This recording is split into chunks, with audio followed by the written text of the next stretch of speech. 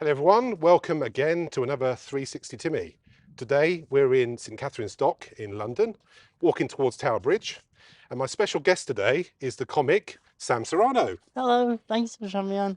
Welcome to the show. Thank you. So Sam is a comic, uses, I think it's self-deprecation, isn't it, as part of your comedy? Yes, very, very much so. That's usually how it's described.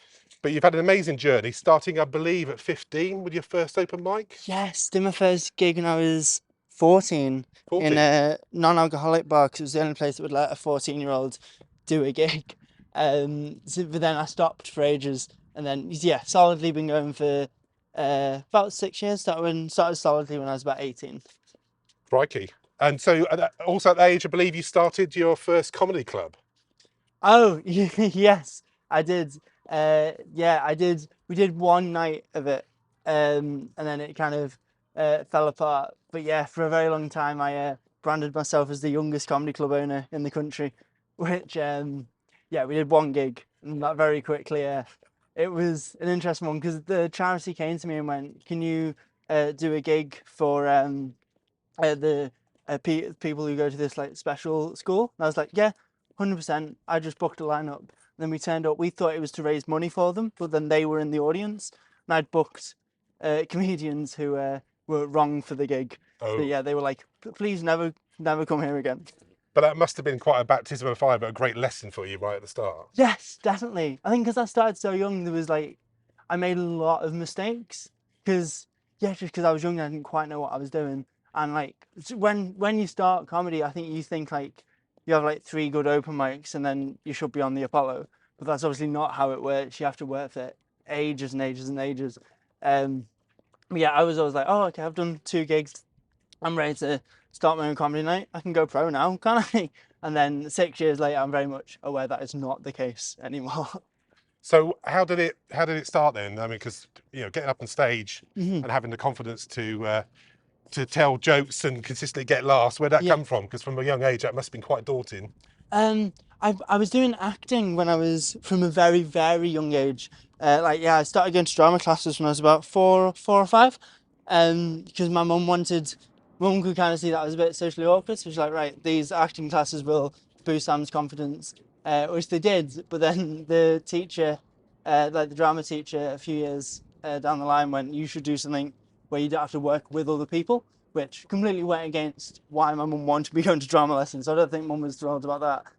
But yeah, stand up was just like the thing where you write it all yourself, you produce it all yourself. It is like everything I do on stage is me. So that really appealed to me. And then yeah, just doing it for a while, and then luckily I'm all right at it, so I'm able to carry it on, definitely. So you have Kabuki syndrome, I believe, Yes, I do. which now the first time I heard you talking about this, you Mhm. even put some comedy on this. You explained the Japanese origins and how it was culturally misappropriated. Do you want to just Yeah. talk about what that is? So part of Kabuki syndrome is a lot of it is kind of the physical features. So my eyes kind of slant down. And I only found this out recently. The reason it's called Kabuki syndrome is because there's Kabuki theatre in Japan where they wear masks, which kind of accentuate the eyes. And then people were being born with my syndrome. And the person naming it just went, "Oh, these people look Japanese," so they just gave it that name. So yeah, my syndrome's cultural appropriation, which is not great. And I've never heard of that before. So what is it? I mean, Um, is it just a physical thing, or is it? So it's with me, it's more the neurodivergent side of it. So like it often gets very like closely linked to autism, but the physical aspect of it, so like my eyebrows are quite triangular, which is quite similar, and the eyes drooping down. So I sleep with my eyes open, Crikey. which when you travel on public transport and getting night buses and you're trying to sleep in public, the amount of times I've had very nearly got kicked off a bus because they thought I was staring at them, Yeah, and I'm like, no, I'm you are just actually asleep. asleep. Sorry. Crikey. Yeah. So that's what it is. Yeah, it's a lot of it kind of there's a lot of variations of it. With the physical side, I am much more on like the milder side of the spectrum of it. But yeah, with the neurodivergent side, it is yeah, that's where it's kind of most prominent with me. Definitely.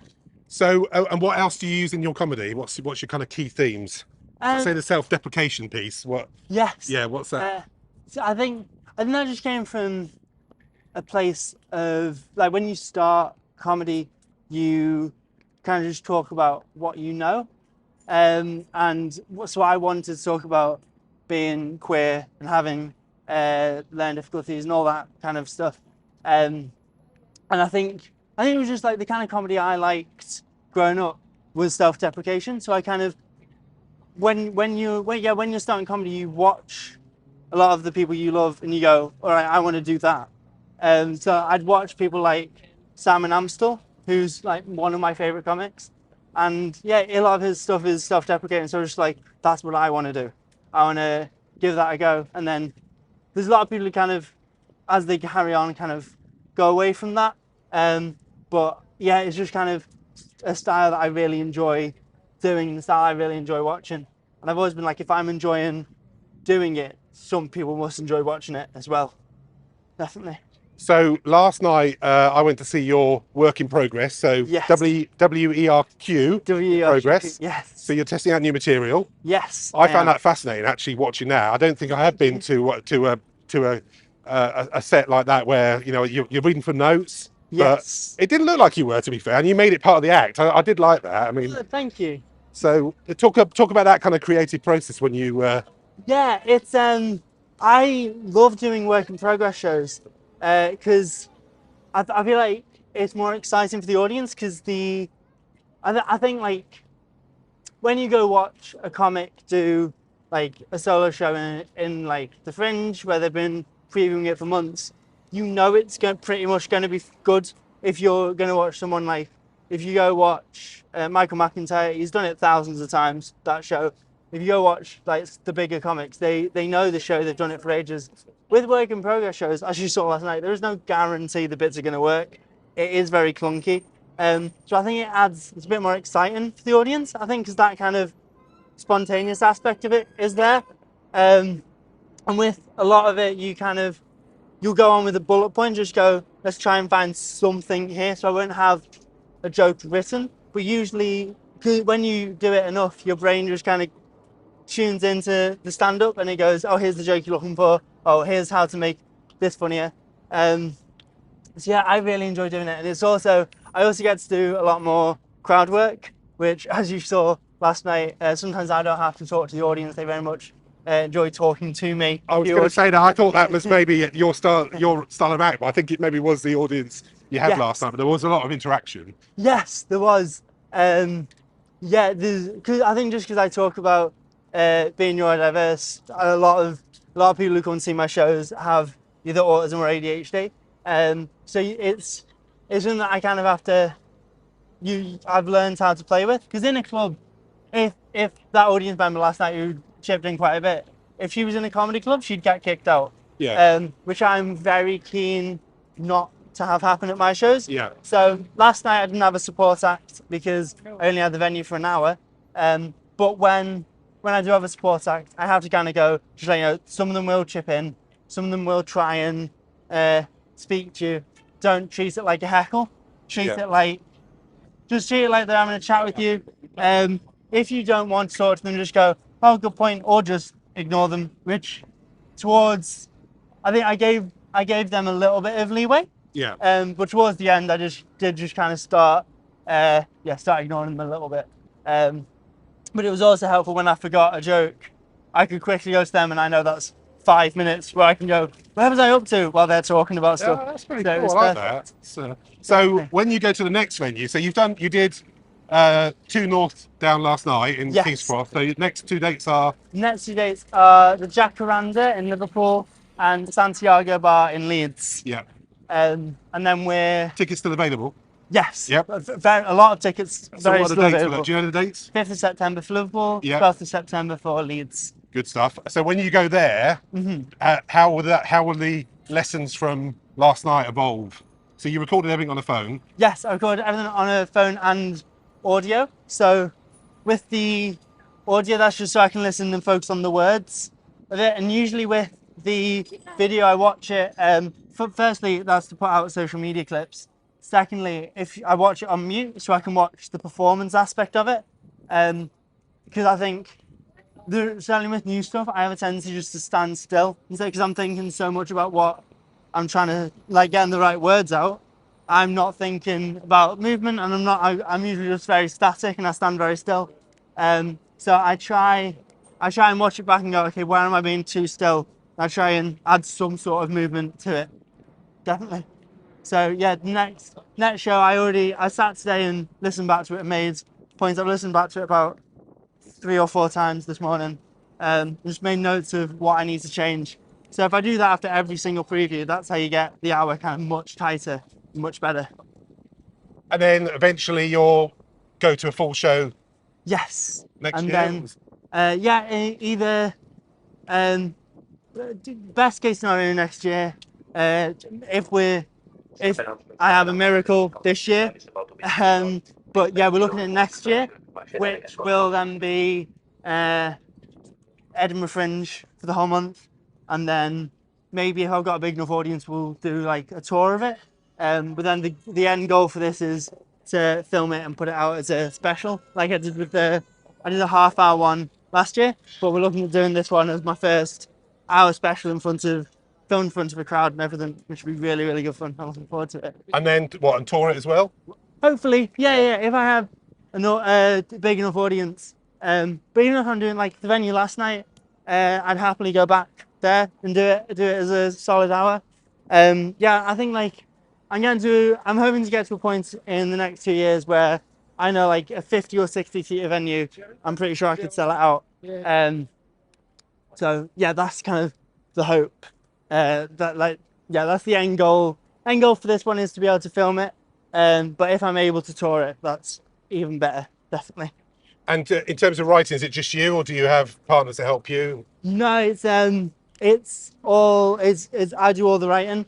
I've tried in the past to like have like a writing group, and like we all like a bunch of comedians meet up and we write we write together and we can like chip in with ideas.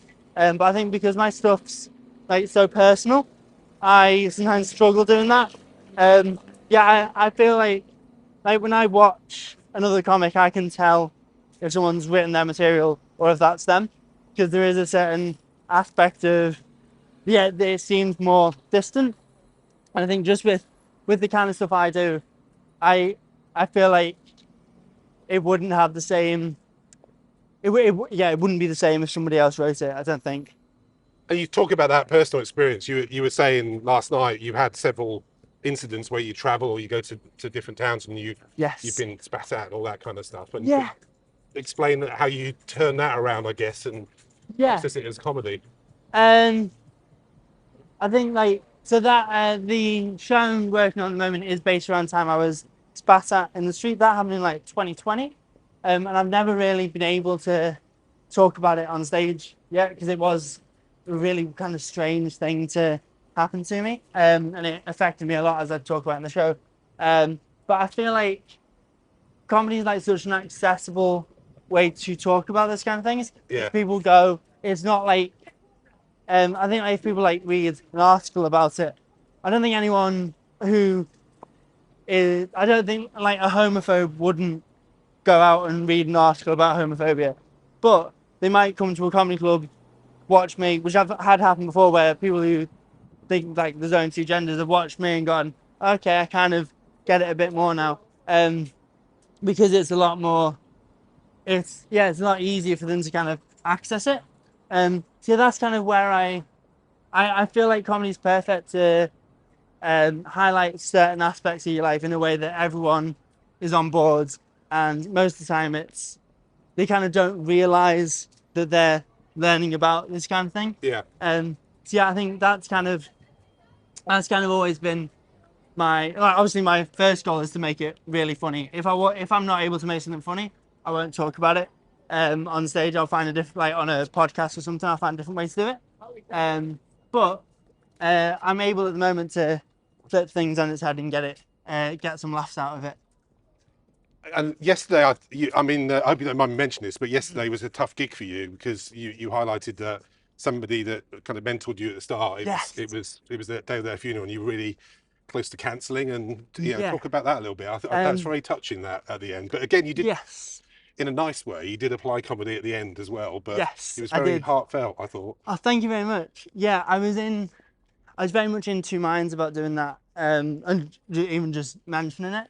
But yeah, she took her own life a few weeks ago, and today was last night was the funeral. But I thought, yeah, if I'd spoken to a few people and we all agreed that if I'd cancelled the show, she would not have been pleased, and she would have fucking come back and haunted me. So yeah, I made a point to not cancel the show and go and do it. I obviously so yeah, I dedicated the show last night to her because I think, yeah, I think it was partly because it was playing on my mind while I was on stage. It felt weird not to talk about it. So yeah, at the very end of the show, I quickly did. I quickly mentioned that because, yeah, she never really got the recognition she deserved because she was like me. We started at the same time, and then she stopped for ages. And then the past 2 years, she was coming back and doing more gigs. Yeah, very sadly, she'll never reach exactly where she should have. Yeah. But yeah, she was absolutely a phenomenal comedian. And that's tough, isn't it? Because when you've got to go on stage and make everyone else laugh, I mean, you could have something fairly minor, like a argument with a partner, or something really bad happen. I mean, I've heard of tales of comics going on stage, and their mother's passed away, and they still have to deliver that night because that's the gig, isn't it? It's yeah, it's that's a skill you learn as well. Of something that a comedian said to me recently was, they said that what if this is the last gig you do? What if something happens, like if you're in an accident, this is the last gig you do, and this is how you're remembered, this is your legacy, this final gig. So that's what I've kind of been treating myself, of kind of getting in the headspace to be like, right, nothing else matters right now apart from being funny for the 5 minutes to an hour that I'm on stage, which I think has helped a lot to kind of put everything to the back of my mind and just focus solely on the stand-up and the being funny part of it, definitely. And I saw you. So at the end of the show last night, you spent some time with the audience. But yes. I did notice. Obviously, the persona on stage, and then you kind of I wouldn't say regress, but became very quiet. I guess were you processing how well it went and all those kind of feelings at the same time? Yeah, when you're on stage, you definitely get it takes a lot out of you because you're constantly trying to find trying to either think of the next joke or trying to get to the next bit, or there's stuff happening in the crowd which you need to talk to, which, as you said last night was a very hectic show. It was a lot of fun, and I loved it because it very much kept me on my toes, and I think it was perfect for the new material because it got me a lot looser, so I was able to kind of try things and was able to take a few more risks with some of the jokes. But yeah, often when I go off stage, it's I often need a few minutes to kind of gather myself a little bit. So I quickly went up to the green room, just had a glass of water, and then came downstairs and kind of spoke to people and kind of got because I also think that is very important because I'm so grateful when people get tickets to come see me. So I always try and make an effort of being I'm going to be at the back of the room, come and say hi. Or if I'm with I usually I'll mention the bar that I'm going to afterwards. I'm if you want to come here, but I was with my friend and he was on a date, so we were going somewhere, so I was maybe don't bring the whole crowd with you. Which happened in my Liverpool show when we filmed my special line-outs where we were going, and then I didn't think any of them would come, and then 60 people were trying to get into this bar. Well, me and my mate were we just wanted a quiet drink to celebrate. You should have got the bar to give you a commission for all the customers. That would have been good, wouldn't it? Definitely. Yeah, they I think we very much kept them afloat last year. And now, because I mentioned it briefly last night and cut down a lot on how much I drink, and I went to that bar recently, and they were talking about that they're bankrupt now, and I think part of that might be due to the fact I'm not going in there and going, I'll just drink for the rest of the day. I can sense. I think you did use it last night. I can sense that's going to be part of future sets. Yeah, definitely. So, I mean, in terms of being a young comic and Hmm. starting out, it must be difficult. You've had to travel coming down here, staying over in London, which is not cheap, and Yes. bedding down with friends and things like that. Look at that. I've never seen that up before. So sorry, in front of us is Tower Bridge, which is in its Yeah. upright position. So that's amazing. Sorry. I've never seen it like that. Wow. That's worth the trip down here, isn't Yeah, it? definitely. So yeah, in terms of that, what else do you do to, I think you mentioned you write for other comics. Yes, and I do a little bit of writing for TV shows. I don't know if I'm allowed to say which No, no, ones. that's fine. That's fine. But Yeah. yeah, I do little bits of that. Um, but it is now getting to the point where like, yeah, a lot of the gigs are now kind of funding themselves. Yeah. So like, if you get the average gig money for me now is between like 150 to 200 per gig. So say about 50 of that goes on travel. I'm making pretty much what my mates would make doing a 9 to 5. But yeah, like coming down to London, my friend who was at the show last night, he used to live in Liverpool, now lives in London, which is a huge help for me because I do now have accommodation whenever I need it. So yeah, he was. I was kind of trying to persuade him not to go because I was like, "Oh, I'll miss you," and he was like, "Yeah, but I'll have a spare room, so you'll have accommodation." I was like, "Oh, get to London as fast as you can, please." So you're obviously not gigging every single week. How do you kind of survive in the meantime? Is it the extra writing you do and things like that? Yeah, I do. The extra writing is kind of where I go to, but I do about five. I try and do minimum about 4 or 5 gigs a week. So I'm gigging a fair bit, but quite a few of them are up north where I'm from, where I don't have to travel. So like I'll usually in the midweek I'll usually take like a couple of gigs like 50 to like 40, 50 quid just to kind of keep on top of that pays for the travel on the weekend where you go and make the kind of the proper money. But yeah, I try and gig quite a bit, and I still do a lot of unpaid stuff where it's like new material. Yeah, I write like my own stuff. I try and do that. I try and do about 2 hours writing a day, which is a lot, but just kind of trying to get into that headspace, and a lot of that doesn't get used. But yeah, I gig is pretty much it is gigging, writing, and then obviously editing the clips up for social media, which is now like a huge part of the job. Yes. Definitely. Yeah, we were talking before this, weren't we, about older comics who don't have to do that, but Yeah. everyone now, all artists, singers, comedians, Yeah. actors, they're all having to do their own social media at the start for sure. Yeah. And there's so many platforms Definitely. you have to get it on and the format. And Yeah. can you get the recording from the gig you were talking earlier about? Yeah. The amount of times that I've gone on stage and like a heckle's happened and I've come off and they've gone, "Oh, the file's corrupted, you can't have it." And you're like, "Oh, that could have made my career." Yeah, so That viral clip. yeah, Yeah. and you're like, "We're never getting it." But you also like, there's also the issue of, because obviously on TikTok you can't really upload like a 10-minute video. No one's gonna watch like a full 10-minute thing. So like I've found my writing for a little bit got kind of a lot shorter because I was just trying to write 30-second bits for TikTok and Instagram. So I try now to not look for next viral clip. I just try and have a good gig. Yeah. And then I think if I've had a good gig, oh, thank you. If I've had a good gig or there's been a bit of crowd work that's gone somewhere like interesting, then I'll definitely put that up as a clip. But I don't go on going, right, when am I getting the next viral clip? Yeah. Which a lot of people kind of do. And that is kind of how a lot of comics now work, which is very interesting to see because, yeah, there's sometimes where you sit and watch someone do a 10-minute set and you're like, well, that was 20 TikToks. Yeah. Just one after each other. And there wasn't like a 5 or 10-minute routine there. It almost sounds like when people go to concerts and they spend the whole time filming it rather than looking at the concert and taking it in. I mean, it's maybe the obsession with getting that clip is taking a stronghold there, isn't it? I think so. And I think you can kind of, I know I can certainly tell when someone's just looked for getting the next viral clip. Like it's happened quite a few times where if there'll be like someone on the front row who's maybe like got one leg or something, every comedian will go on and try and reference it because they'll try and get the comedian roasts audience member with one leg clip. And you're like, it just, after like the 6th or 7th comic has done it, you're like, come on, someone do something original now. Yeah. And definitely. So what does the future hold for Sam then? So after you got your show on, but what do you want to do in the future? What's the goal? I think I've set myself, if I get to a point where I'm selling out, I'm able to kind of tour once every, maybe year, once every 2 years.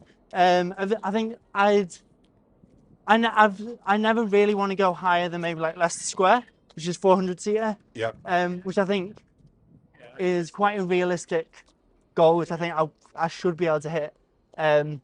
Because I think like when you take comedy past maybe 400 or 500 seater, I think some of it's slightly lost. So I don't think I would work for an hour in an arena, for example. But yeah, I think as long as I'm able to kind of keep building this audience of people who like my stuff and come and pay to watch me, I think as long as I keep doing that, I'll get somewhere. Definitely is kind of the hope. But yeah, I try not to set goals. I try and just go, where can I next get the audience from? Yeah. As long as I'm building that audience, I'm happy. That's no matter brilliant. how small they are. Well, I'd like to catch up in the future and see where you've got to, for That'd sure. be perfect. I'd love to. Thank you, Sam. Thank you very much. I had a great chat, and Thank you for hope having you've me. enjoyed it. I really have. Thank you. Take care.